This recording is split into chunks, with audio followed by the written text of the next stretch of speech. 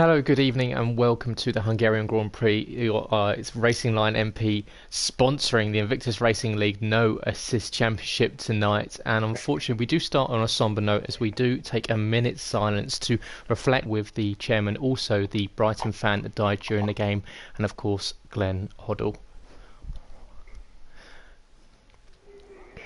Yeah, it's a very somber moment from one sport to the other. We're all sports enthusiasts, and unfortunately, these things do happen in sport. And the best way for us here at Invictus to start our racing week with an oasis is to start with a minute silence to show our respect.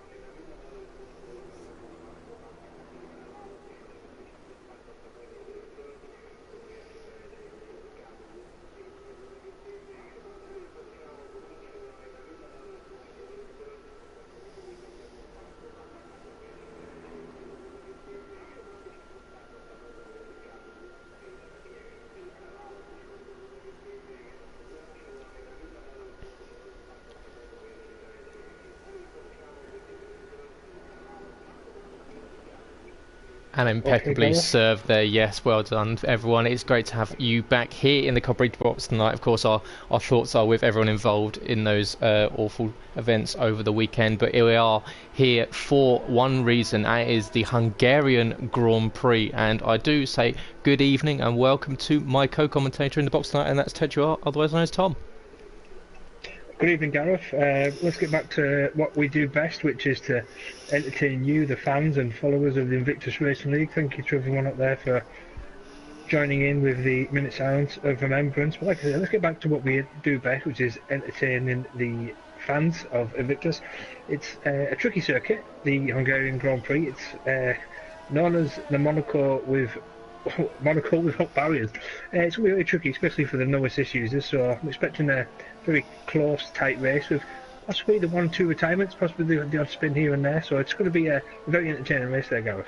Absolutely. Hungary is known for being particularly crucifying you when it comes to this, as we can see here as I'm on board with Joel as he goes across that tight chicane in the second sector, which can catch drivers out. They'll find themselves bouncing over those high-edged curbs, and especially in qualifying session, it's very easy around here just to run that little bit too wide, just invalidate your lap, and that will just set you back.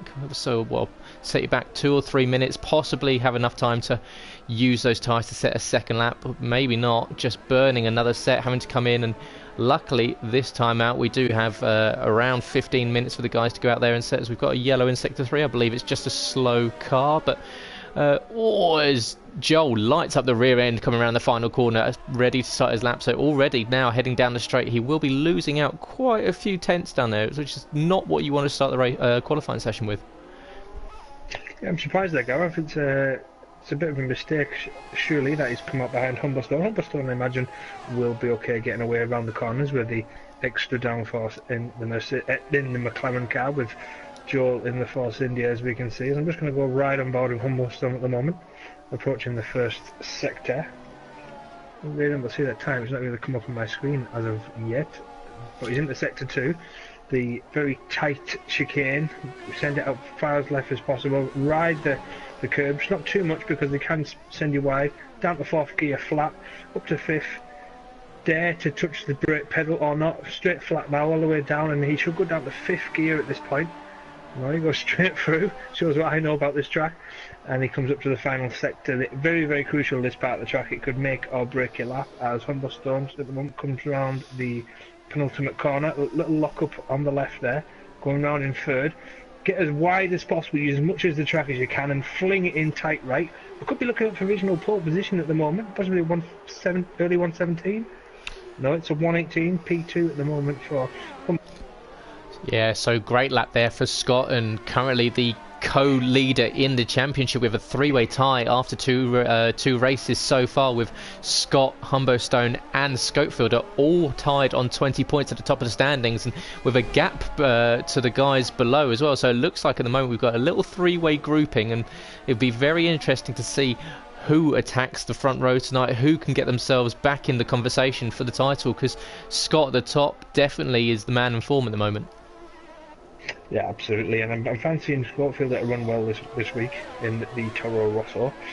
Mike as well, who's also in the Mercedes. You've got Tony Y, currently sitting in P2 in the Ferrari, and you've got a McLaren lockout on the second of the grid at the moment. The returning Thiel Nealand, who unfortunately missed last week's race, as we've had a couple of absences this week. Chargent missing once again, unfortunately, and Phil, who can't make it tonight, is had somewhat of a stomach bug, so he cannot be here tonight racing with us, as we just see Schofield starting his first fast lap on the medium tyres. So I think Schofield potentially at the moment looking for a one stop.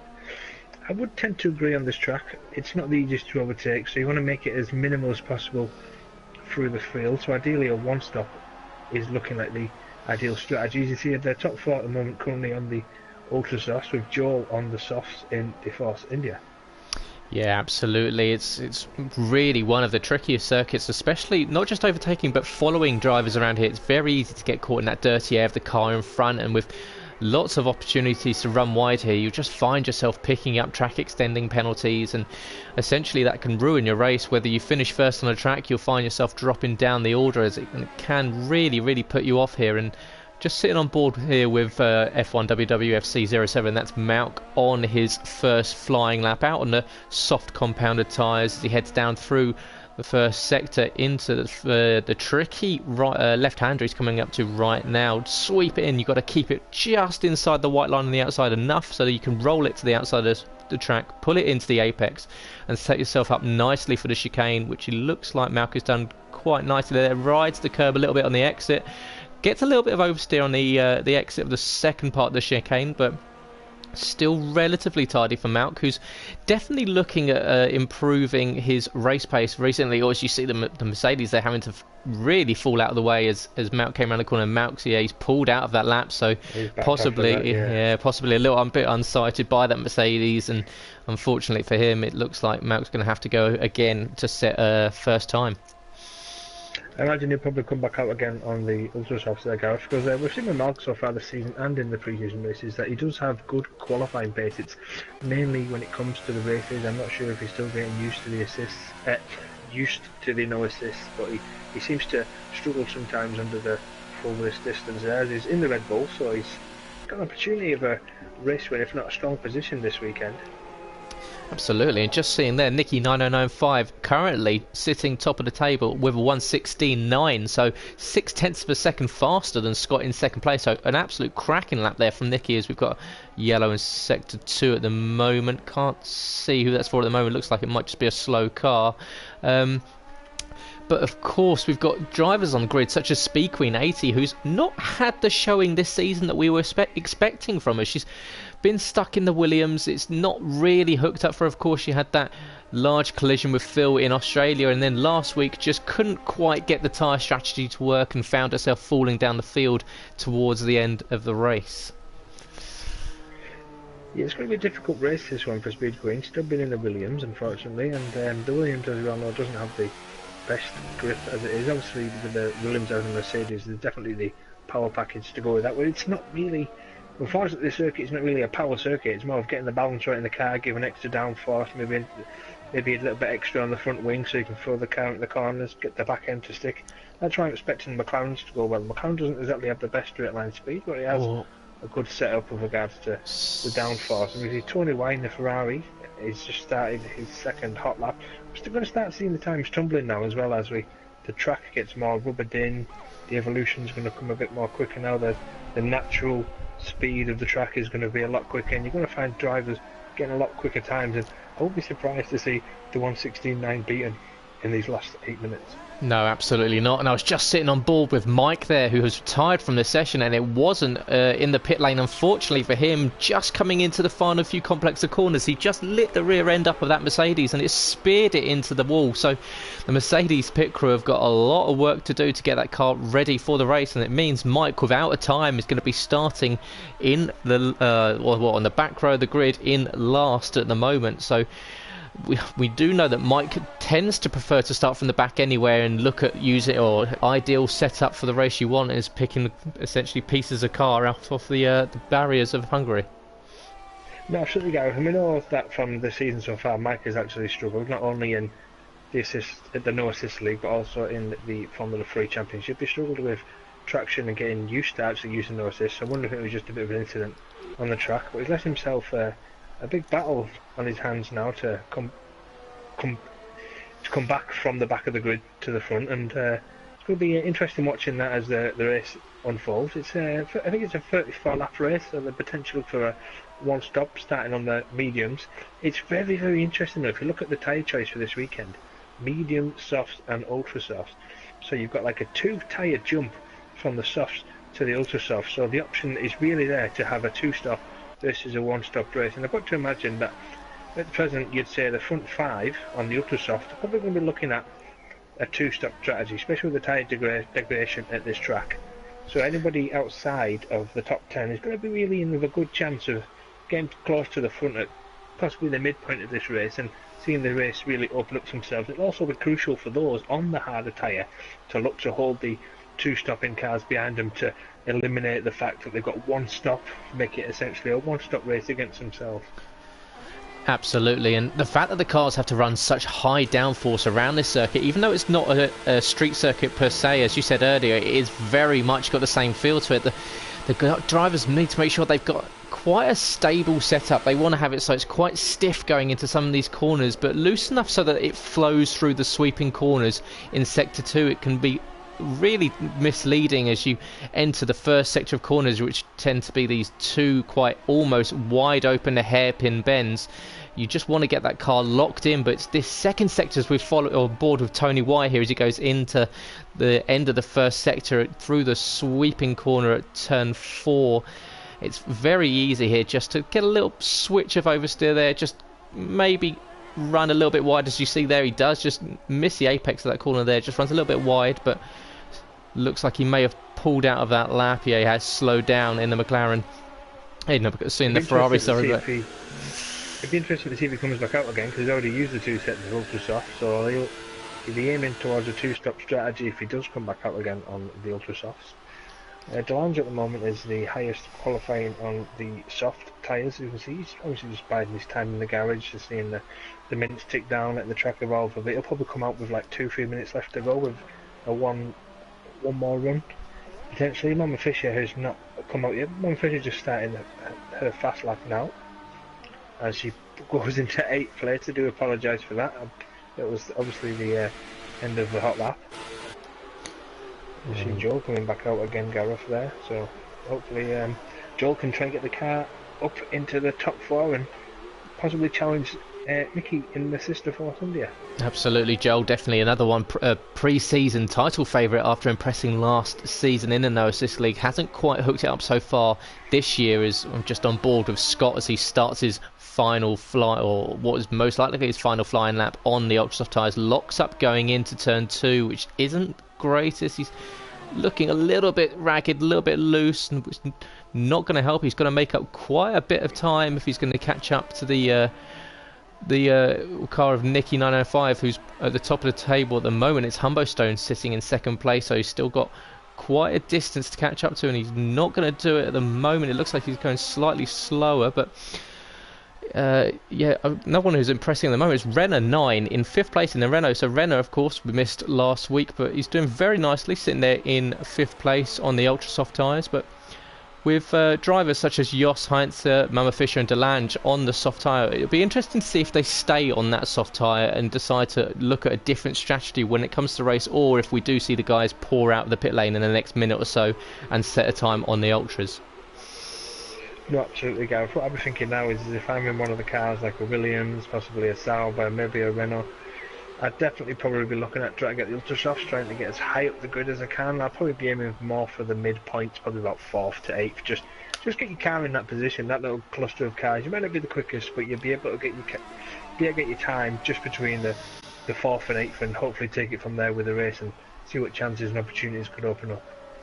Absolutely, and it's going to be a very interesting end to the session here, as we still a lot of drivers still in the pit lane, so still deciding to kind of leave it as late as possible. We saw last week Speed Queen leaving the pole position lap until the final seconds of, well, until the checkered flag had come down, and Malk thought he'd taken the pole position for the race in Bahrain, but Speed Queen came across the line and set an absolutely perfect lap, as we see the Force India of Joel V520 just warming up those tyres as he comes around the final quarter ready to start a flying lap.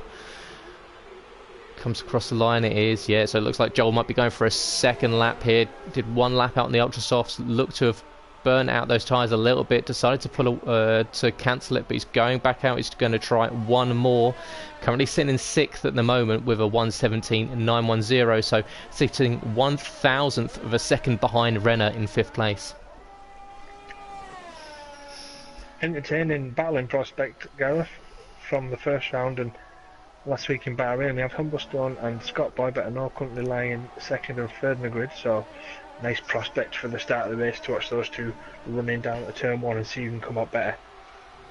Absolutely, and we're still not, well, we can't forget the two at the bottom of the table at the moment. You can see Scopefielder and Speed Queen. Scopefielder currently sitting in 12th for 1:19.5, not the greatest so far. Doesn't look like he's managed to hook up a lap, and Speed Queen, of course, 1:29, so not even a competitive lap set, and still in the pit lane with 1:50 to go, so it'll be very tight for her to get out and get that lap set. Oh, and Tony's lost it in the second sector there, Gareth, on the run up to the right left chicane. Yeah, just letting some of the cars past. Nicely done. You see Chilney, I think Chilney has had to back out of that, he has, as a result of Tony's spin. Out again comes Jos Heinz. Oh, we're going for the one to stop this race. On board here with Delange, 93, coming around the first corner, starting his final flying lap on the soft tyre again. So Delange deciding to go for the soft compound. He's currently sitting in 11th place, so possibly looking out, starting outside the top 10 and giving himself a strategy decision to make come the race. And especially with some of these tier 2 drivers, we've seen Speed Queen retires from the session in 13th, so Speed Queen not setting a competitive time tonight, will start on the final row of the grid alongside Mike. So a very interesting decision there for Speed Queen, who just didn't feel comfortable enough to come out and set a time there. So possibly another charge from the back. It won't be as easy here as we've seen in the past, where she tends to carve her way through the field. Speed Queen's going to have to really bring out all the stops to get that Williams further up the grid. No, absolutely, Gareth. I'm just on board with Malk at the moment in the Red Bull. 15 seconds to go, so he won't get another lap. This is potentially a lap which could get Malk back into the top 5. He's gone back out on the ultra softs after he set his first lap time on the softs. When he comes to the last, oh, he's gone off the track there. I wonder if it's invalidated him. It might not have invalidated him. It might just lifted as he went off the track there, as he comes down to the final corners. It's going to be tight this, I'm not really sure, but I think he's got 1.6, 1.7 as he comes towards the final corners. Could be a 1.18, I'm not sure if he's going to improve or not, but it'll be interesting. He might improve. Touch and go, he's come up to the line. A 1.18.1, he doesn't improve, he's improved in one place, he's moved up to 7th. Wondering in hindsight, Malk now he's probably wondering, maybe I should have just stuck with my time on the softs, it would have put me in a good position. I'm not sure if anyone else has come over the start finish line. Jos Heinz, possibly, he looks like he could potentially be on a fast lap. ERS up to level 5. It's spun. Exactly the same as what we saw earlier with Mike, and exactly the same position. Jos just lighting up the rear tyres, getting 2 tyres on the AstroTurf on the left hand side of the track, and unfortunately it's a slightly early end to the session for Jos, who on the soft compounder tyres possibly would have looked at attacking Chiln Island in front, but it still would have been quite a tall order to attack the guys that had already set a lap on the ultra softs. As we see, the majority of the guys look like they've completed the lap. It's only Delange who is now coming into the pit lane himself. So looks like that may be the final results for qualifying, and a pole position for Nicky 9095. Second position for Humbostone, who will be delighted with that. And like you said earlier, it will be very interesting to see the fight between Humbostone and Boy Better Know, or Scott, going into turn 1, and essentially who can lead the pack through the first lap. Yeah, there's some winners and losers coming out of this qualifying session. After the winners, especially the top 3, Humbostone changing into the McLaren for this weekend, Scott keeping the Sauber, and Nicky into the Force India. Mike in the Mercedes. It was unfortunate that he didn't get to set a lap before he was to spin, but he's maybe starting on the hard tyres from the back. And you obviously got Speed Queen, but no, Speed Queen is very shrewd strategy-wise, because she has to pay for her own tyres. So it'd be interesting prospect for a race now. Give me 2 seconds, Gary. Of course, I'll just run through the final standings of qualifying, and you see there Nicky 9095 in the Force India over 1:16.9 on pole position, with Humbostone in second place. Scott takes third in the Alfa Romeo Sauber, with Tony Y alongside him in the Ferrari in fourth. Renner 9 in fifth, with Joel V520 in sixth. Malk, that's F1 WWFC 07 in 7th alongside Chiln Island, and then it's Yoss and Scopefielder in 9th and 10th, with Delange and Mama Fisher in 11th and 12th, and then on the final row of the grid you have Speed Queen 80 in the Williams alongside Malk. So look to see those two, Mike using the power of the Mercedes off the line, and equally we know just the raw pace that Speed Queen possesses, and she's definitely going to have to use it today if she's going to attack the guys further up the grid. And of course, guys, if you are watching the stream tonight, feel free to send in your comments. Let me know what you're thinking about the race. If you've got any predictions, any ideas, anything about the race that you'd like to be talked about, feel free. We're more than happy to get engaged with you in the comments. And of course, Invictus Racing Leagues is partnered with RacingLineMP.com. So if you'd like any of the best memorabilia for motorsports anywhere online, go to RacingLineMP.com, where you find some of the best motorsports memorabilia available. So tonight we're just waiting for the guys to settle up all of their strategy options. Of course, the guys finishing outside of the top 10 will have choice of tyre when they come into the race, and the majority of the top 10 were locked into that ultra soft strategy. So we'll look to see them possibly look at the 2-stop. Maybe if they can really look after their tyres, the 1-stop, and moving from the ultra softs onto the mediums and running as long as possible. But the ultra softs around here, they don't tend to last that long, so the guys will have to be really quite shrewd with their tyre management earlier in the stint, and making sure they're not throwing it into too many corners, especially in the first and second sector, where it's very easy just to possibly lock up going into the first 2 corners, and then in the second sector it's very easy just to run out wide, just get a couple of wheels on the grass and just put that little bit of extra temperature into the tyres that might eventually burn them out just a fraction of a few laps too early for what they were hoping. Well, personally, I think the racers who've gone onto the ultra softs at the start, I think they're more doing that for track position. You never know, starting in the midfield or at the back, if you take the harder compound, if you're going to trip up over somebody at the first corner or the second corner. I think strategy-wise, you look at the top 3, I think you're going to have Humbostone, Nicky and Scott, Boy Better Know. I think you'd be looking at a lottery for one of those 3 to come out with the first corner. But what I'd be thinking from a racer's perspective, I know I'm probably going to be forced into a 2-stop, so I'd just go hell to leather. I'd run the ultra softs into the ground, try and get 4 or 5 laps out of them, rich mix, ERS into level 5, and I just floor it. I try and get ahead of the field. I try and get a gap of like 5, 6, 7 seconds, because you know whenever you're going to come back out of the pits, you're probably going to be in the traffic, potentially the midfield traffic, and you want to give yourself as good a chance of clearing that traffic before your second pit stop, and then you will need a charge for the race win or potentially a podium. But the pressure's off the gentlemen in the midfield and the people racing at the back. I think what you're going to see there, you're going to see a 1-stop strategy, possibly softs to medium, medium to softs, but I do expect the likes of Speed Queen and Scottfielder to pick their way through the field. I think they're judging on last week's performance, where they both ran well on the medium tyres. They managed to make the tyres last, so I'm expecting them to have a say come the final reckoning in the final laps.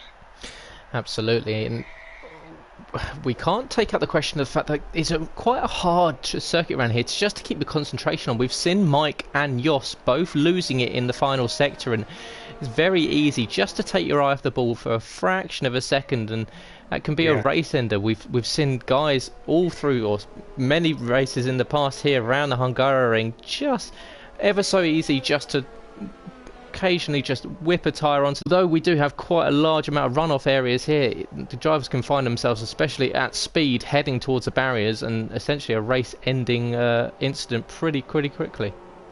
It's probably, Gareth, the worst track for when your tyres get to the cliff, because you're pushing, you're trying to eke out as many laps as you can off the tyres, but because it's got so many, as you say, runoff areas, there's so many fast left-handers, fast right-handers, that your tyres just won't bite. You'll be getting marbles, and the marbles will be sending you further wide. It really becomes more of a battle with yourself rather than a battle with the car, because you're trying to make it stick into the corners when your grip's gone. You're trying to make it last to do the extra stop, and it can also become a bit of a nightmare. I remember last season in the Formula 3 race when my tyres were gone. I did my best to hold Aaron Spence up behind me. I ended up holding him up for a good 6-7 laps, and he was doing a 2-stop, so to myself, I obviously benefited from it because I was doing a 1-stop. I was throwing everything into trying to keep the tyres and keep track positions, but it's one of those tracks where it can really wear heavily on the tyres, and it just hits you in the cliff, and you're not planning on coming in at the final corner. That could be really hard to go through there, because the car will be pulling left, it won't let go. So it's going to be a fascinating race. You're going to have a good battle between the 1-stops and the 2-stop, and I'm expecting a lot of overtaking, potentially impatient overtaking from the drivers at the front, especially when they've done the first stop, because they'll be really keen and mean to get through the midfield traffic. And Gareth, the 5 lights, and it's over to you. Absolutely, and the lights here are being engaged. We have 1 light, 2 lights, 3 lights, 4 lights, 5 lights, and we are off and go at the Hungarian Grand Prix. We're on board here with Humberstone, who's had a poor start. Scott has flown by, going up the inside of Nicky 9995, going into the first corner, and we're going to see Scott does get the move done. So superb start from Scott in the Sauber, who's moved up into the lead. Nicky following him closely behind. We're still sitting with Humberstone. As you see here, we're going to go on broadcast view, and it is Scott who leads the pack round going into first corner. Nicky going wide through the sweeping right-hander. Humberstone's down into 3rd place. Joel up in 4th place. Renner in 5th. Tony in 6th. Jos in 7th. Malkin 8th. And it's Speed Queen at the back, who started on the medium tyres, yet to make a position off the line. So possibly the long game for Speed Queen. Absolutely, Gareth. What a fantastic start it was for Joel. He jumped 2 positions up to 4th. He's giving Humberstone a lot of pressure at the moment through this opening lap, as we see Scott's trying to evade the jaws of Nicky, and Nicky's still there, half a second behind. As we look further back now, Josh Heinz has moved up 2 positions, Malk moved down 1, Chil Nealance moved down 1, and another big mover is Tony in the Ferrari, who's given the attentions to Renner as Josh Heinz gets impatient, tries to throw up the inside of Tony, and he loses out to Malk. And Malk, is Malk going to take Josh round us? No, he does not, as we ride now with the leaders, and Scott takes us across the line for the end of lap 1. Scott leading by 0.4 of a second as they cross the line. A 1:25.9 for the first lap. He's still going to have Nicky all over the gearbox of that Sauber going down into turn 1. Manages to hold him off nicely. Of course, DRS not activated for the first 3 laps of the race, but Nicky's tucked right up behind Scott going into turn 2, locks up the front left. It's not going to help Nicky's course at all on those ultra soft tyres, and he's not going to want to be following the Sauber for very long. He's just going to get caught in that hot dirty air behind, and you can see just Nicky is all over the rear end of the Sauber. It's going wide, and Scott almost loses control there going through turn 4 and turn 5. Not what you want at all. It's very odd. Did very nicely to keep control of the Sauber, which looked like it was very tail happy there. And this, what it's doing here is Scott seems to be holding up Nicky's progress. Nicky was looking much faster, and it's starting to invite Humberstone into play. I was about to say the Force India is definitely the cat of being, but Joel's obviously gone off and he's managed to draw the attention of Renner, giving Humblestone some breathing space. As Nicky tries to go around the outside of Scott, knowing that track position is absolutely crucial, and especially this stage of the race when you've got the screaming ultra soft tyres, they'll be saying, pit, pit, pit, I want to come off, as Scott nearly loses the back end of the Sauber again as they go into the final corner. Nicky's going to have potentially the assistance of DRS as Scott goes wide again. Nicky's going to be breathing right down the back of Scott's neck. Scott goes down to the right hand side to defend. Nicky's going to try and go right. He's going to send Nicky around the outside. Nicky goes down the outside. Does Nicky have the better traction coming into this stage of the corner? No. Scott gets his elbows out and says not today, sunshine, as Humblestone is now making this a three-way battle at the front. As predicted, it'd be the front three who will try to run away with this race as quick as they can, knowing that they probably will be doing a two-stop and that they will be needing to pick their way through the midfield once they've stopped. Yeah, already almost a 2-second lead for the top three as Scott once again, he's going to go wide and he's just about kept it in control. He's run over the runoff area. That's twice in consecutive laps that he's gone off at the same position, just can't get into third position. So great there for Joel to clear Scott, and Scott not looking like he's enjoying these ultra soft tyres at all, and he's now going to start coming under attack from Renner in the Renault behind. And yeah, Joel just all over the place, just can't get the power down. Just hemorrhages in positions. He's definitely. Oh, it's Renner. He's been hit in the back by Tony.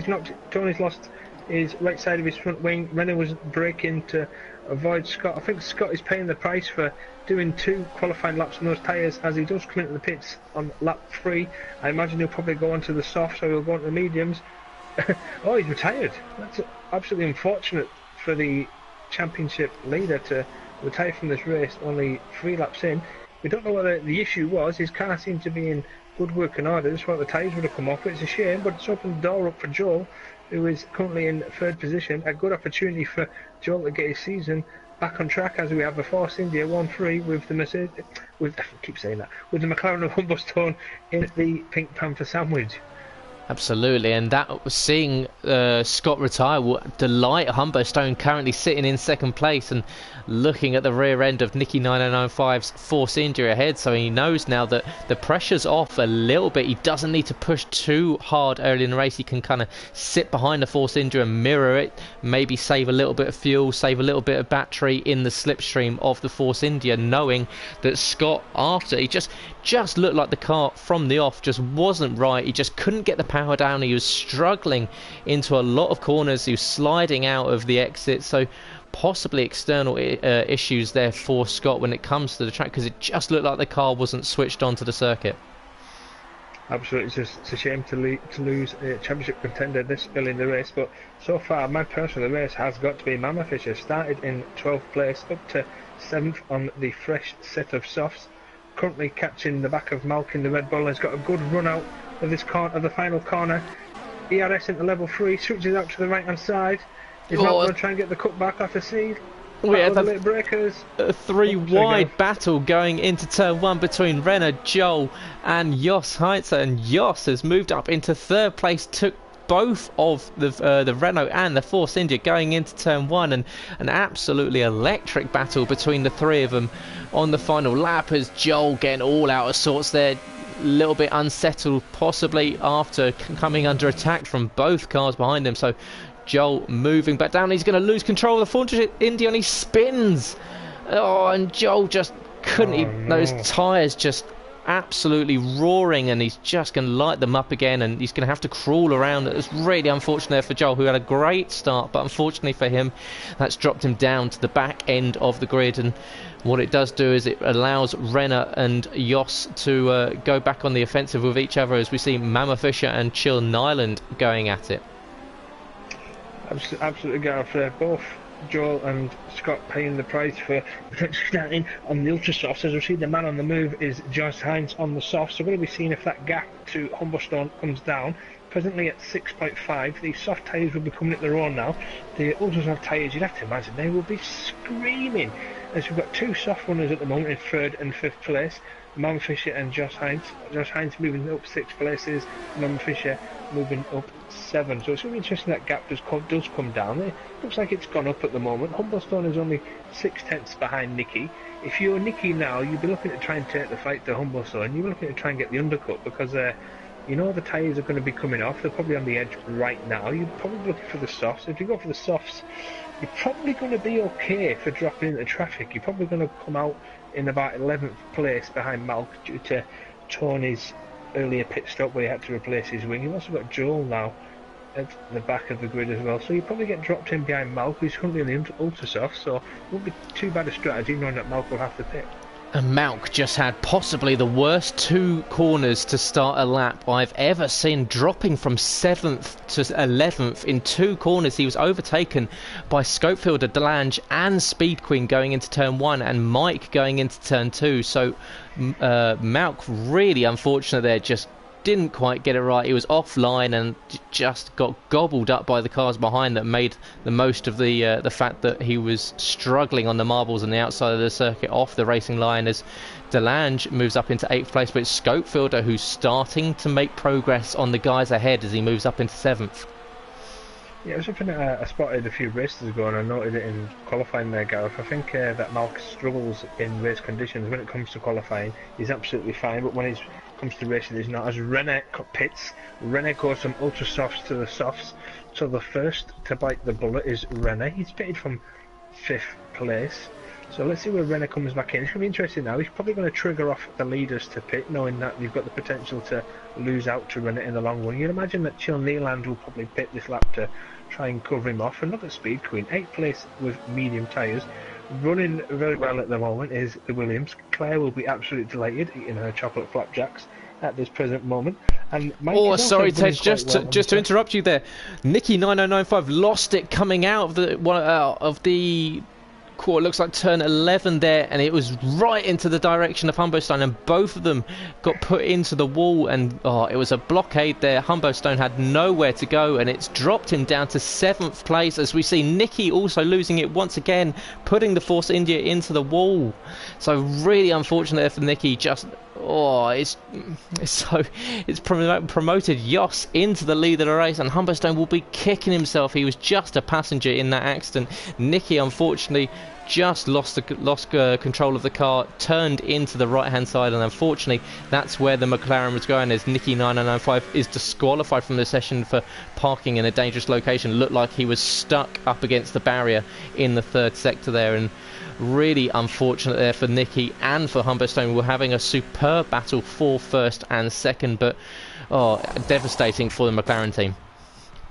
It's a shame, it's unfortunate, but possibly got too caught up in the battle. They possibly could have pitted 2 laps ago, but obviously both pushing the tyres right to the edge, trying to maximise the potential of them to try and get as far as they can into this 35 lap race. Unfortunately, potentially could have cost them, as we now have 4 soft runners in the top 5. Josh Hines moving up 8 places, Mama Fisher moving up 10 places, Chill Nealand, who started outside of the top 10 on the ultra soft, so he's managed to make them work at the moment. So Chill Nealand is probably looking like the 2-stopper. Tony and René can't be out of contention at this stage of the race because they're doing a 2-stop as well. We have to look at Speed Queen. Speed Queen running absolutely fantastically in 6th place on the mediums, so it shows that the harder compound, it does pay off. It does pay off to go for the harder compound, to potentially start outside of the top 10, potentially start from 6th down to 10th, sacrifice track position. Hopefully you get a clean start, which is something that we all want, and you can make it pay as the race goes on, as we obviously see in the struggling ultra soft tyre of Chino Nealand, who has now pitted. It'll be interesting to see what he comes out on, as Joel incurs a 3-second time penalty for taking too many tight lines, and Chino Nealand switches to the mediums. Interesting choice. The mediums seem to be coming into the role at the moment, with Speed Queen running very, very well. Chino Nealand will come out just ahead of Tony, so a very well timed pit stop from the McLaren team there, getting him out ahead of the traffic. He's got a nice window to Renault now, which is 8 seconds, so he was looking to put the hammer down and making sure those medium tyres can potentially go to the end, or potentially go as far as lap 30, lap 28, and stick on another set of softs for the final 7 laps. Yeah, Chill having to come in and pit. He just realised he was just losing too much time on those ultra softs. He got absolutely rinsed around the outside by Scopefielder, who's moved up into 3rd place, and with Humberstone caught up in that unfortunate accident with Nicky and Scott retiring from the race, earlier on, it's now promoted Scopefielder up into third place, which means he would be taking the lead in the title race so far if positions stay as they are, which I would doubt it will, because we've seen moves up and down the grid, and as you said earlier, Speed Queen running very nicely up in fifth place on the medium tyres. She's just managed to stay away from all of the drama that's gone on around her, not got caught in anything that she wasn't part of, and luckily for Speed Queen, that means that she's only sitting 3 seconds behind Delange in fourth place at the moment, so not doing too badly at all. Mike sitting 2 seconds behind her, so she's not under threat. She's not having to drive defensively or out of her comfort zone. She can just lap at her own pace, just making sure she's looking after those medium tyres, and now she can decide what strategy goes on for the rest of the race. Absolutely, Gareth, and it's obviously paying great dividends at the moment. The people at the front, as you say, Joss, Mama Fisher, Scopefielder, Delange and Speed Queen, they've just gone about the job. They've not done anything overly spectacular. They're just waiting for the tyres to eventually rubber in, and they're just setting fast laps. As Delange goes down the outside of Scopefielder into the left hander for the second sector. So Scopefielder there, it was the closest battle on track as Delange goes through. He actually lost it coming out of the hairpin. The rear of the car looks to have just jinked out on him, and it gave Delange the opportunity to pick his pocket and take his apple. As we're now coming up to lap 11, Joss Hines goes across the line, just about to, with a gap of 3.3 to Mama Fisher in the Toro Rosso and Mama Fisher in the Renault, with Delange in the Haas and Scope in the sister Toro Rosso. As you can see, the top 6 yet to pit, so Jos, Mama Fisher, Delange, Scopefielder, Speed Queen and Mike yet to come in and make that first stop. So at the moment it's Renner 9 who is the leader of the guys in the second group that have all made their first stops, and he sits in front of Chill Nyland back in 7th and 8th position. But if you look at the movement of the guys, of course they have made pit stops, but you can see Mama Fisher moving up 10 places up into second place at the moment, and of course you've got all of them having made quite considerable moves up. Jos up 8 places, Delange up 8 places, Scopefielder up 6. So even though the pit stops have come into effect, you've seen Nikki get into an accident and ended up retiring. You've seen Scott get into an accident, or retiring in the pit lane, and drivers like Humbo Stone and Joel moving down. So it's definitely not over. We've seen moves up and down the grid. No, absolutely, Gareth. I think the pit window will be opening from lap 14. There's a huge gap between the leaders.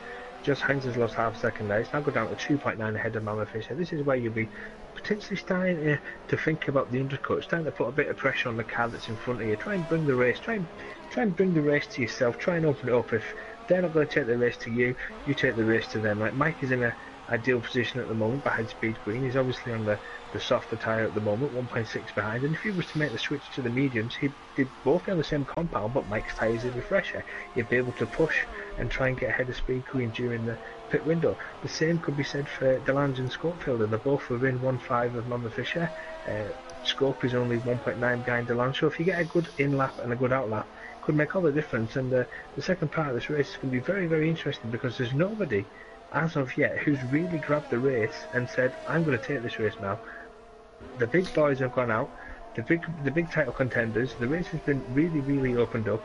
It's a fascinating race we have in prospect now. Unfortunately, we've lost Scott, we've also lost Nikki, so the potential was there for the two stoppers to try and pick the way through the grid. Unfortunately, we're not going to get that. It's turning into now the top 6. You'd have to say it's going to be a one-stop battle between the top 6 and the 6 guys who started on the softs, and obviously Speedway on the mediums. Absolutely, and what will be interesting to see just how much longer Speed Queen lasts on those mediums in this first stint compared to the guys out on the softs. Of course, it looks like she's looked after her tyres quite nicely, and she doesn't want to run too long on the mediums. That's probably, once the mediums start to come towards the end of their life, they do lose a lot of time, and especially if these guys that are out there potentially on newer tyres, she won't want to be out or outstay her welcome on these tyres. So it will be interesting to see just how much longer she manages to eke out the pressure on the tyres. So she's starting to come under threat now from Mike behind on the soft compounder tyres. So Mike on equally old tyres, both done 12 laps, but slightly a nicer compound to be on. But you would expect the mediums to slightly be a little bit more in their comfort zone at the moment compared to the guys on the softs.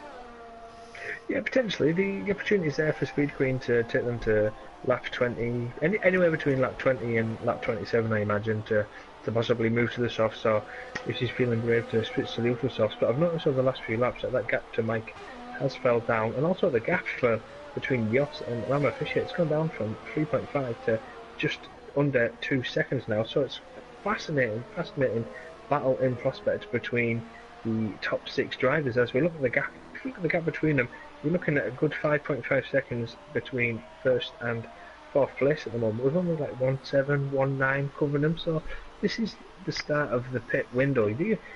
If you were in their position now, Gareth, what would you be thinking? I'd be thinking possibly look to lap 16 to pit on these tyres and go on the mediums to the end. What would you be thinking now if you were in their position? Yeah, I tend to agree with you there. Looking at essentially looking at the driver in front of you, behind you, and trying to just... Oh, it was really the mind games of possibly pitting at maybe that lap earlier, trying to get an undercut, and just seeing how powerful it can be around here as we see Mike locking up going into turn 1, just about holds on to it. But yeah, it's all mind games for these guys, making sure that there's no one that's really spread their legs and decided to run away with it. So everyone is definitely catchable. You just want to make sure you're on the right set of tyres for the right amount of time. You don't want to be running around on tyres towards the end of the race that are sliding around, because that's when you'll pick up the penalties and that's when you'll lose time at the end of the race. No, what I'd be thinking now is if I was Delange or Mike, I'll be thinking now, I've got a Ferrari and I've got a Mercedes engine in my back. They're going to be okay in a straight line. They're not really going to bring the attentions of the Honda or the Renault in the straight line. Possibly Speed Queen, but then I'm leaning more towards Williams not having good traction around the corners. It possibly could be worse pitting now for them, make track position, because they're probably going to keep the position they come out in, because they're going to jump cars that are ahead of them.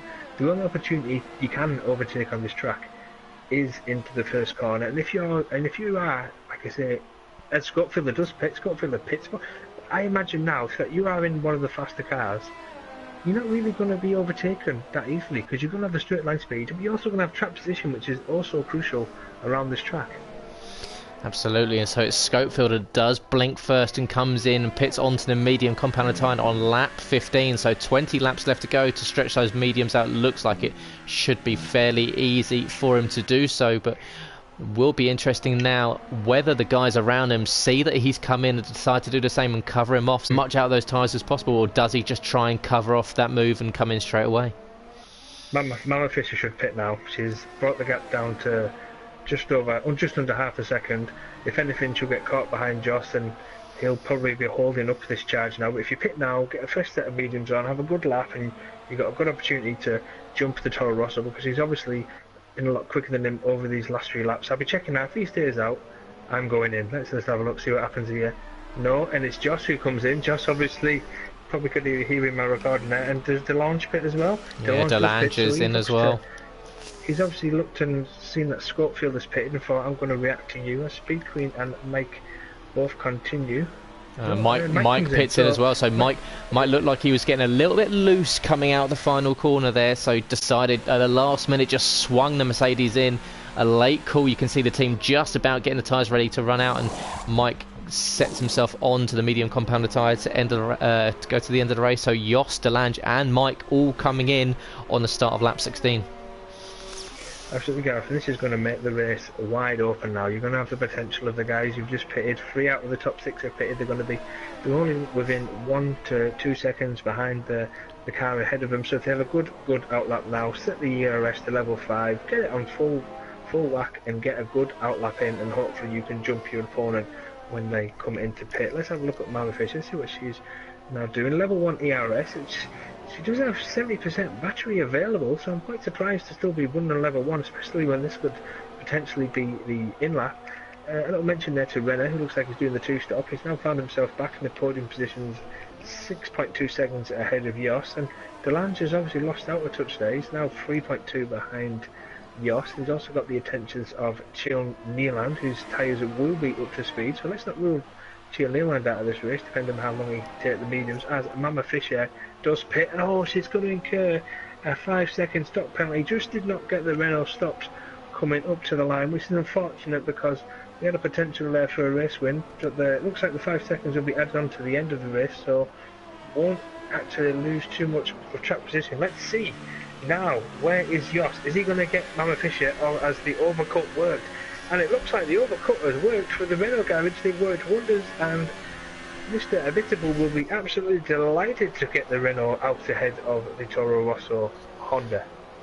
Yeah, superb there. No, superb job from the Renault team to get both cars out in first and second. At the moment, Speed Queen leads the race so far, yet to stop on those medium compound. So still circulating around 5 second, 5 second gaps to Renault 9 in second. Sorry to talk over you there. Just I'd say he's got to make this count. His tyres up to speed. Well, Mama Fish is still struggling to get the tyres up to speed. He's all over the back. Is he going to go down the inside of the chicane? No, he was thinking about it.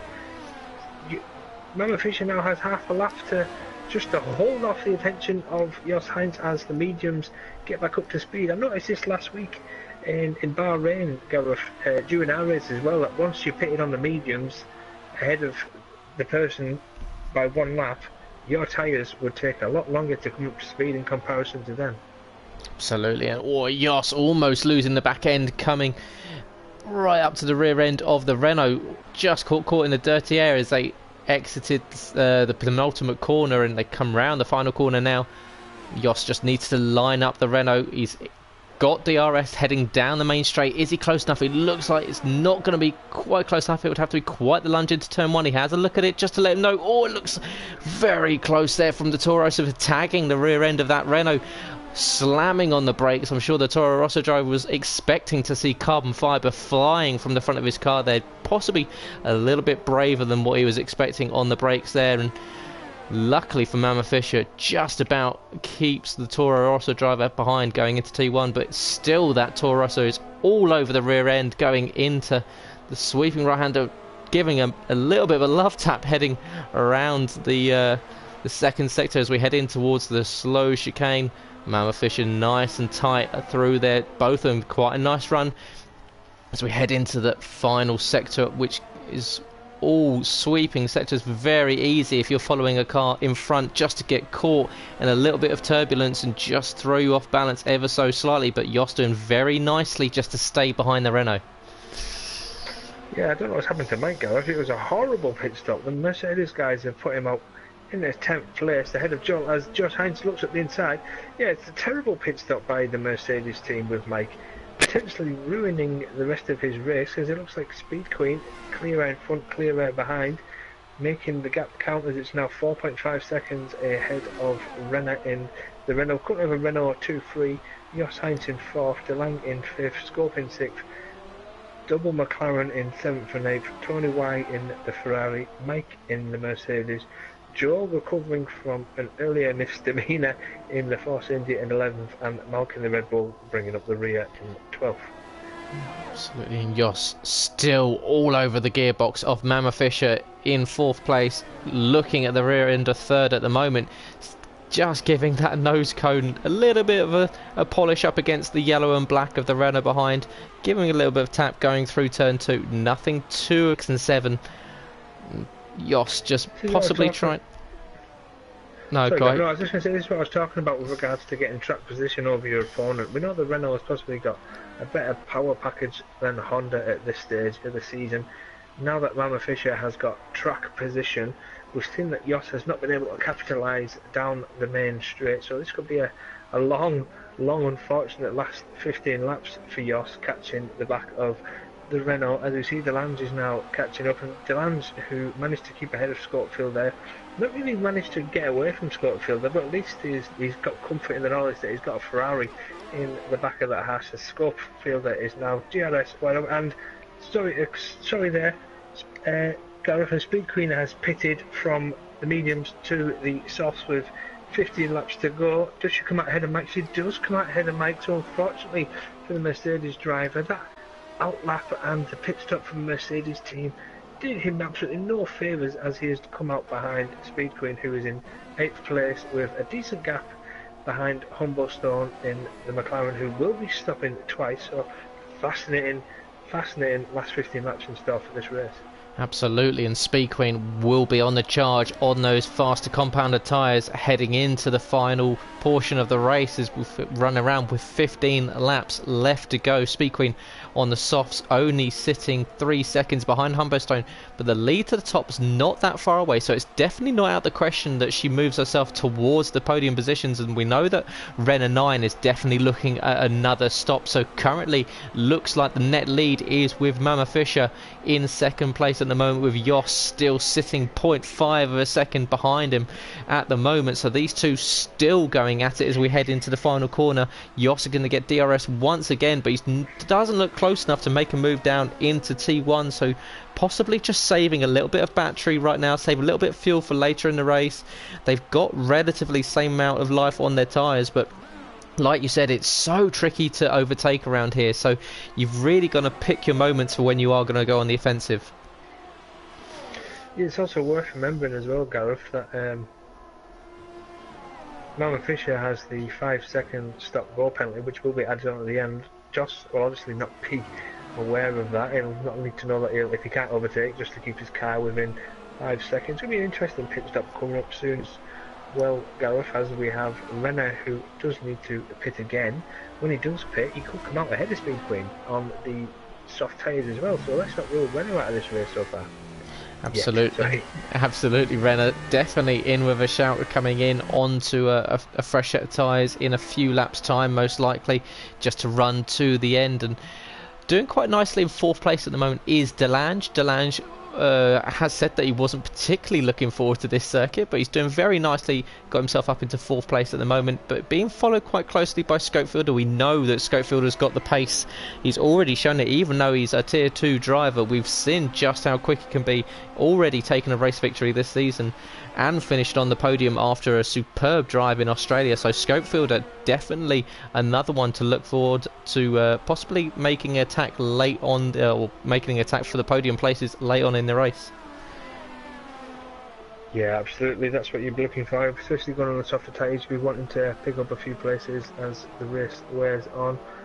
Mentioned to Joel there, who's managed to go on to the one stop at present, 16 laps onto the mediums, managed to get himself back in the points there, so good recovery drive at the moment from Joel. Mike, who is now 3 seconds behind Speed Queen. Speed Queen now catching up to the back of Humberstone. Not as quick as I'd have imagined. The gap is still 2.5, so it's coming down just a little bit, just a tenth here and there. So it's really interesting to see if Speed Queen can get the soft tyres in the zone and pick up some positions and hopefully challenge for a podium. Absolutely, and we have a yellow in sector 2, and it looks like it may have been Mike who just lost that position to Joel there for 9th and 10th, so Joel making it up into 9th place ahead of Mike, who's now coming under attack from Malk, who's currently sitting outside of the points as Tony Y picks up a 3-second time penalty from multiple warnings. So Malk sniffing a point scoring race here. He's looking at the rear end of that Mercedes going into the final corners. They head down towards turn 12. Not quite close enough to make a move, but he's definitely going to follow him through turn 13 and into turn 14 and look at using that DRS heading down the main straight, which Mike should have the advantage with the Mercedes power, but we know that the Red Bulls can be very strong around especially circuits or street circuits and the Hungarian like we see today. Yeah, especially as well, because Mark's tyres are 15 laps old and Mike's tyres are only 7 laps old, so unfortunately Mike has not been able to get the mediums to work as well as he did with the soft tyres. Let's have a little look back at the top now. You've got a gap between Jos and Scopefield, which has gone right back down to 3 tenths. Chill Nealand, he's not able to put the pressure on as we have the McLarens in line astern in 5th and 6th place. Mama Fisher opening the gap to 1.4, so you'll be hoping to open that gap by 3.6 over these last 12 laps, knowing full well that a potential race victory is there for the taking if she can open up a 5-second gap. Absolutely, and Scopefielder still sitting 0.4 of a second behind Delange. These two really going at it over the past few laps, and we see Renner did make that second pit stop, is now sitting in 9th place on the fresh set of soft compound tyres, so sitting 1.4 seconds. Gareth.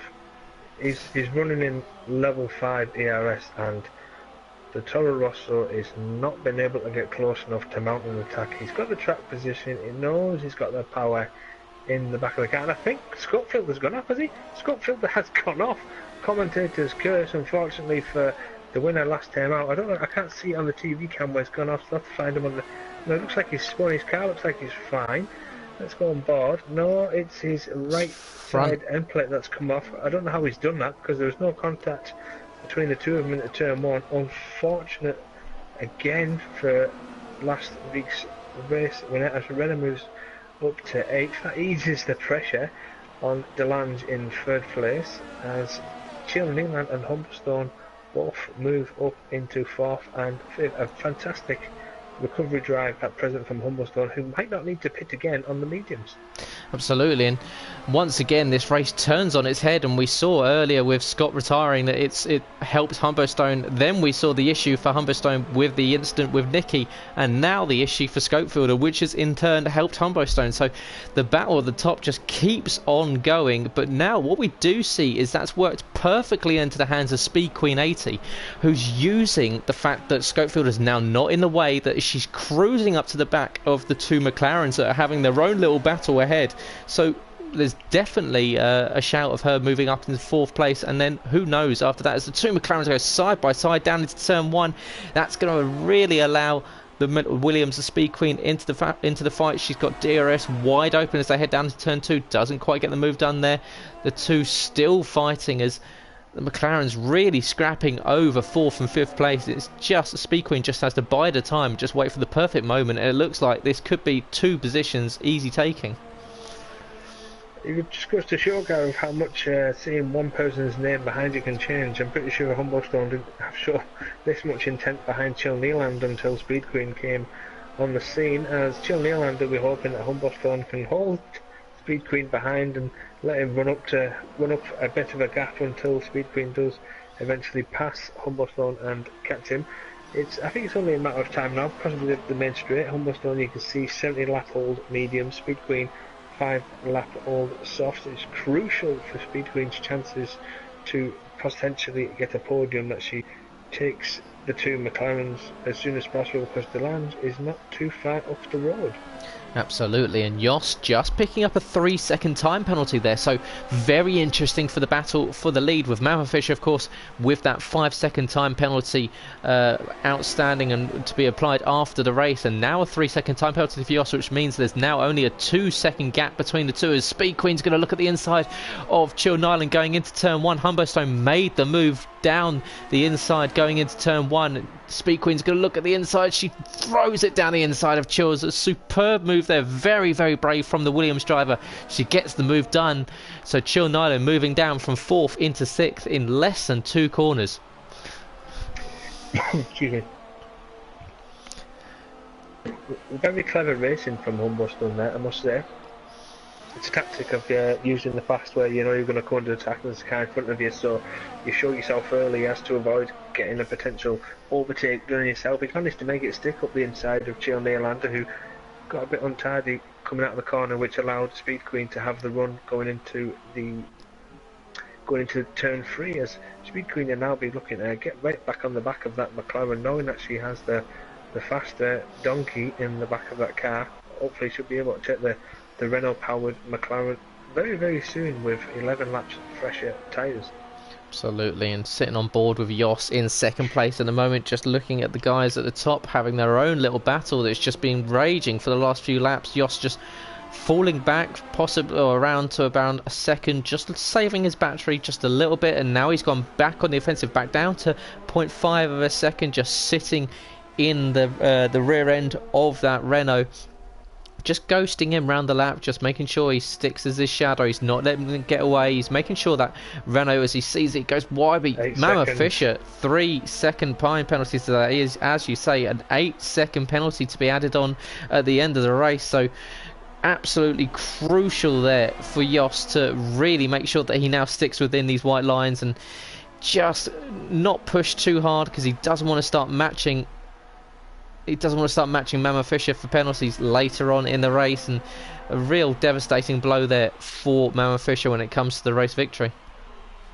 I'm sure Jos the racer would rather past Mama Fisher inside the 35 lap window rather than through pit penalties. But then again, it just shows you that Mama Fisher, when she went into the pits, it maybe could have been that not stopping to the speed limit has allowed Mama Fisher to take the race lead. That's one thing I did not consider there. And obviously Mama Fisher going through past the start-finish straight, the Toro Rosso Honda, once again frustratingly for the driver, cannot get close enough, even with DRS, to launch and move up the inside. As we now go back to the battle between Humberstone and Speed Queen. Speed Queen, level 2 ERS up the inside. Is Humberstone going to defend? No, he breaks himself out. He turns into Speed Queen. Let's have a look as he went down to turn 2. Where did he go? Speed Queen round the outside. Humberstone is going to try and late brake. No, and he gives the room to Speed Queen, knowing that the battle is probably behind him rather than in front. Good racing between the two of them, and Speed Queen can now get off to Delange, who has not been able to open the gap up. The gap is 3 seconds. 2 laps ago it was 5 seconds, so even though Speed Queen has been in a battle with Humberstone, she has managed to pull in the attention of Delange in the Haas. Absolutely, Humberstone possibly looking at just consolidating points, knowing that there was kind of no real chance he was going to keep Speed Queen behind on much fresher soft compound tyres compared to 20 lap old medium tyres. Possibly just let her go and hold on and make sure that he keeps chill behind in the hunt for points for the title, knowing that Scopefielder and Scott are both out of the points and not looking like they won't be scoring any today. Humberstone would take the lead in the championship as we head towards the 4th round of the season in France next week. Absolutely, Gareth. As we get to lap 29 of the race, have we had any Ask Stiffy questions this week? We've not. We do have to say good evening to Rick and Fascone, who are both watching the stream tonight, have dropped in some comments, so good to see you guys watching. Feel free to let us know if you've got anything about the race you'd like to hear, or if you've got any Ask Stiff or Ask Tom questions for anything after the race, feel free to let us know. Of course, you can use the hashtag on here and both on Twitter, and we'll be happy to answer any of your questions, as Jos now 0.2 of a second behind Mama Fisher in the race for the lead. The Toro Rosso just absolutely shadowing that Renault corner by corner, just looking like he's struggling a little bit with that dirty air, just a little bit twitchy coming out of turn 11 there, as he runs majorly wide coming out of turn 12. I tell you what, Gareth, Mama Fisher is a good safety car driver.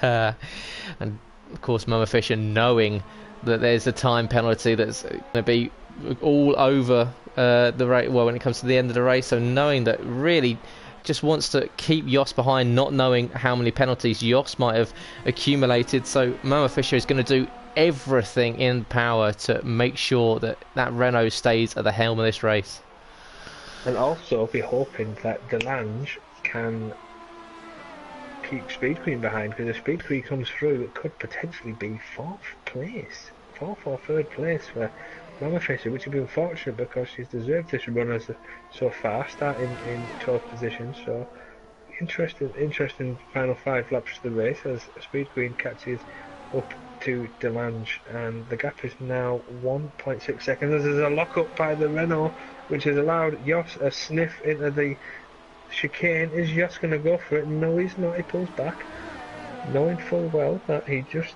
needs to get a move done. He will want to win on track rather than via the penalties. But you take it either way, really, wouldn't you, being a racer? But you would rather win it on the track.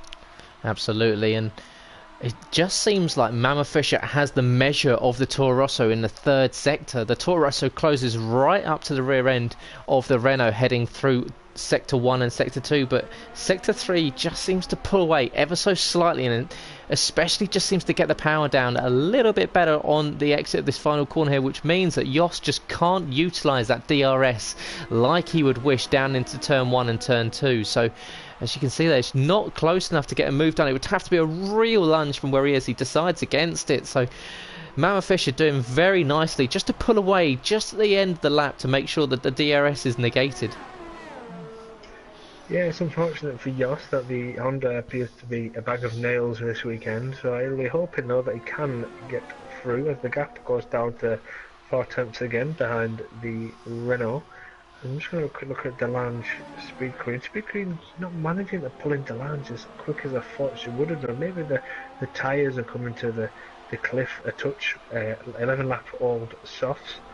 Good evening to Rick and Fast Gasly as well. I have to mention I didn't get to say hello to them then, so thank you for joining us on this Monday evening here at the Hungaroring in Budapest, Hungary, and a good drive so far from Renner, making the two stops work. He's recovered up to 7th place, so a special mention to Renner, who's also new to the North Championship, so congratulations to him at the moment. And Joel, what a fantastic run he's had, recovering to 8th place, having to change his front wing. He's currently done 25 laps on the medium tyres, shades of Sergio Perez early in his F1 career when he refused to pit. So interesting, very interesting. Let's see if Joel can come away this weekend with some points, which he'll be very happy with, especially with the struggles he had at the start. Absolutely, and Joel will be disappointed the way his season has started. There was a lot of promise behind his potential outgoings this season when we were in the pre-season races, but it just hasn't come to fruition. He's not had the luck that he had in the previous seasons, and Joel currently sitting in 8th place on those tyres that will just be absolutely run flat by the end of this race. He would have done 30 laps on those medium tyres, and so he's doing a very, very nice job of keeping it on the black stuff, because it will definitely feel like he's driving around on an ice rink towards the end of this race. I tell you what I am fascinated about, Gareth, and I touched on it earlier. It's the battle for 9th place between Mike on 16 lap old tyres as Joel gets a free second time penalty. Yeah, Mike on 16 lap old medium tyres and Malk on 24 lap old medium tyres. Mike was running well before the pit stops. He was running really well on the soft tyres. He got up to 6th place. Just had no purchase from these tyres in this stint of the race, which is unfortunate. I don't think the Mercedes pit crew helped him somewhat, holding him up in the garage and putting him back out in the traffic. But it's fascinating to see how Malkin, the Red Bull with 24 lap old tyres, is still managing to stay within 2 or 3 tenths of him, and potentially he's looking favourite at the moment for that 9th position and 2 World Championship points as Jos Heinzer locks up into turn 1 behind Mama Fisher. Frustration probably building inside the driver's helmet there as Delange has now been pulled in with Speed Queen. The gap is now down to 1.3. Yellow flags in the 3rd sector, and Renner. Commentators spinning coming out of the final corner. We should stop talking about people, Gareth, because at the moment all we're doing is making people spin. Absolutely, and really unfortunate there for Renner, who was running a pretty tidy race. He looks like he's picked up front wing damage. The end plate on the front right hand side is gone, so that's going to really affect you in this high downforce circuit, especially into the slower corners and the faster right-handers. It's going to really unsettle that car when it comes to braking. And yeah, as you can see, running wide, and Mike and Malk are going to swarm all over the Renault. The Renault lets them pass as Scopefielder picks up. It looks like, unless Tony really reels him in over the next 2 laps, that he may come away with a point. Yeah, and it's a case of sliding doors for last week's winner. Scopefielder is now currently at the back of the field. Obviously last week he won in Bahrain, as he now finds himself right at the back. So that's how fast life can change in Formula 1, as the gap between Mama Fisher is now up to a second. Mama Fisher has a lap and 3/4 to go. Mama Fisher goes off in the Renault, manages to keep it on. Has that given Jos Heinz a chance? No, it has not, but the gap has gone back down to 6/10.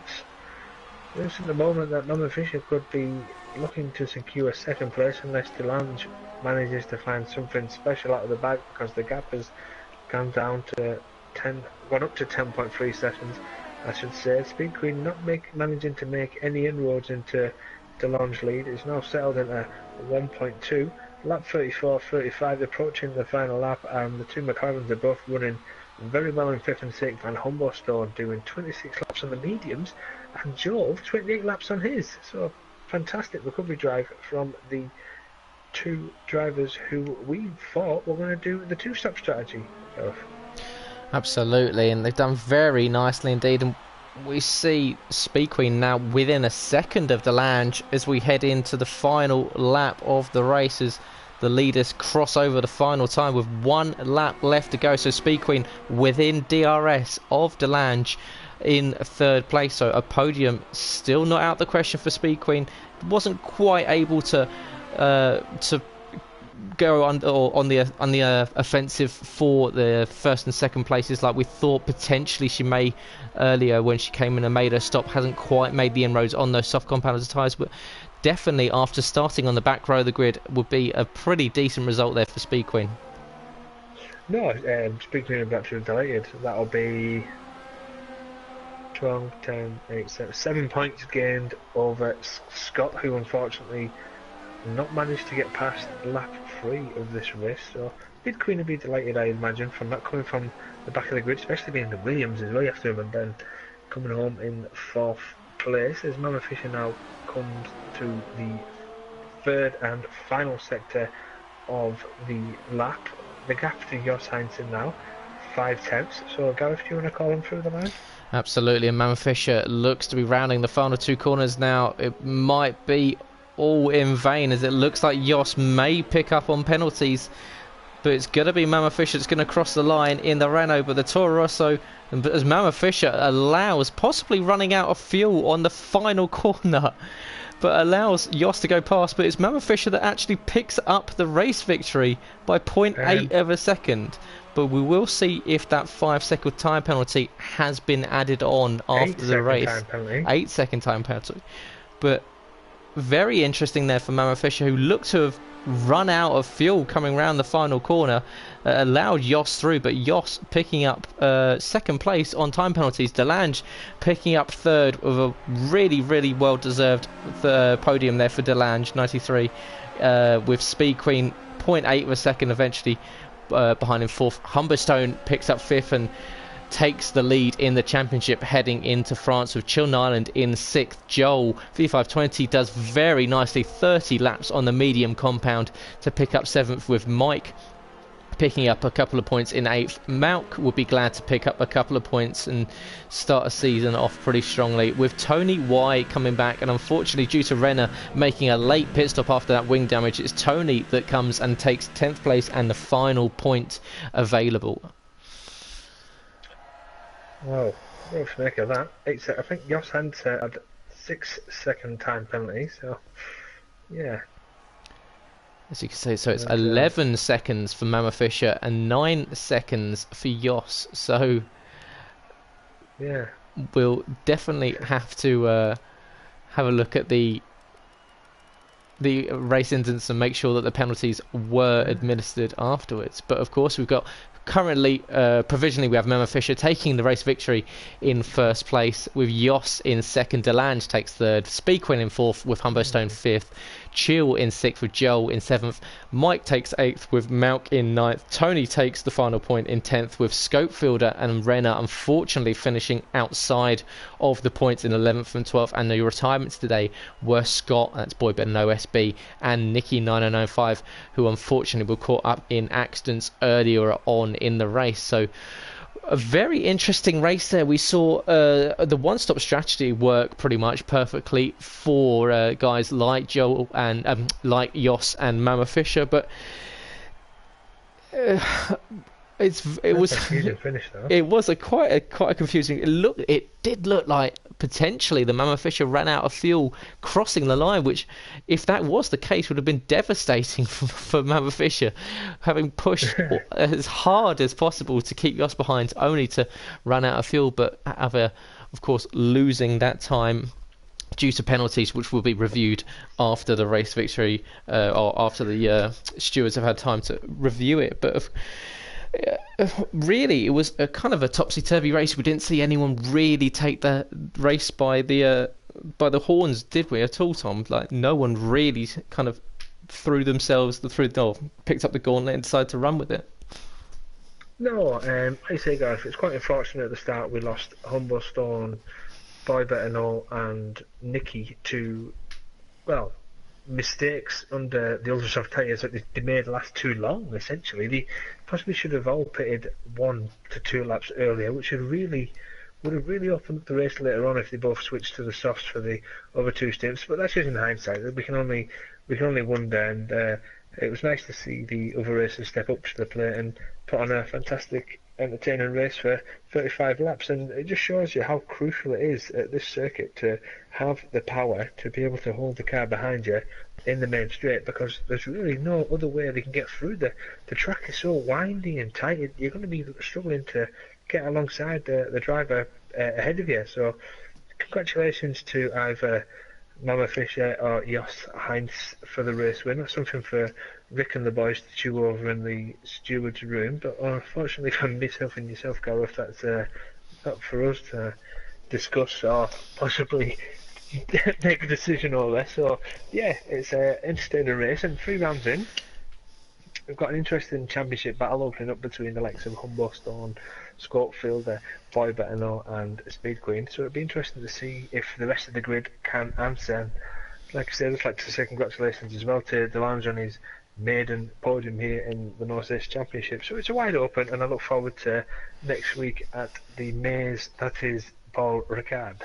Absolutely, and it's our first trip to Paul Ricard on F1 2018, so it'll be new ground for everyone. The first time we've had a league race at the French Grand Prix in a long time, and it's going to be very interesting to see if the guys, as you say, follow themselves around the colourful maze that is La Castellet. And but it will be, of course, one for the Monday night streams. But, of course, tomorrow night we've got the Performance League. So Performance League 1 and 2 will be streaming at 8 o'clock. And then, of course, on Wednesday we have the equal Performance Leagues. That's F1, F2 and F3, which you can find all details about on our Twitter page. That's at Invictus RL, where you'll find all of the stream links and the commentators to make sure that you've got yourselves up to date with everything going on in the leagues. And, of course, check out our website at invictusracingleagues.com for the league tables and the forum sites, and equally where you can go to sign up if you want to get involved in Invictus. Just let us know. We'd be more than happy to have more faces